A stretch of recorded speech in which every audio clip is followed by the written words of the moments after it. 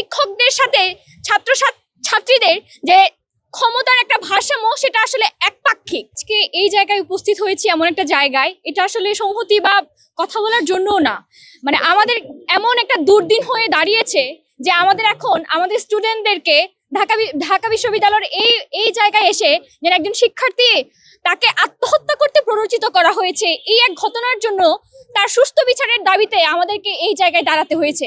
আমরা গত কয়েকদিন আমরা যেদিন হচ্ছে আপু আমাদের ছেড়ে চলে গিয়েছেন, সেদিনও অনেক শিক্ষার্থী, তার অনেক সিনিয়র জুনিয়র ঢাকা বিশ্ববিদ্যালয়ের মর্গে উপস্থিত ছিলেন, আমিও ওই সময় ওখানে ছিলাম। আমাদের আসলে এই শিক্ষার্থীদের জীবনটা শুধুমাত্র ঢাকা বিশ্ববিদ্যালয়ের না, আমরা দেখেছি দেশের বিভিন্ন শিক্ষা প্রতিষ্ঠানে শিক্ষক এবং শিক্ষার্থীদের যেরকম সম্পর্ক আসলে থাকার কথা, সে সম্পর্ক আমরা আসলে দেখতে পাই না।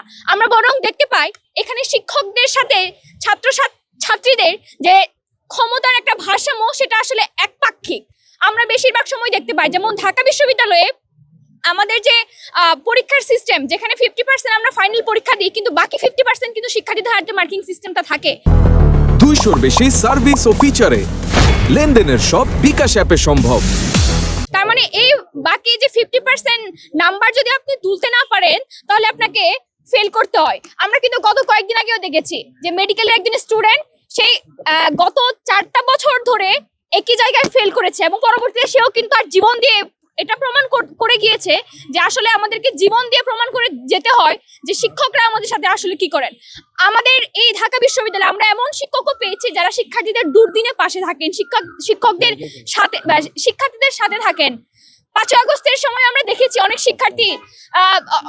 শিক্ষার্থীদের পাশে দাঁড়িয়ে অনেক টিচাররা, শিক্ষকরা হচ্ছে ঢাল হিসেবে দাঁড়িয়েছেন। আমরা কিন্তু এরকম টিচারও আমরা পেয়েছি, কিন্তু দুঃখজনকভাবে এটাও সত্য যে ঢাকা বিশ্ববিদ্যালয়ের মতো জায়গায় এখনো অনেক শিক্ষক আছে যারা আসলে শিক্ষার্থীদেরকে বিভিন্ন ভাবে তারা আসলে ব্যবহার করতে চান।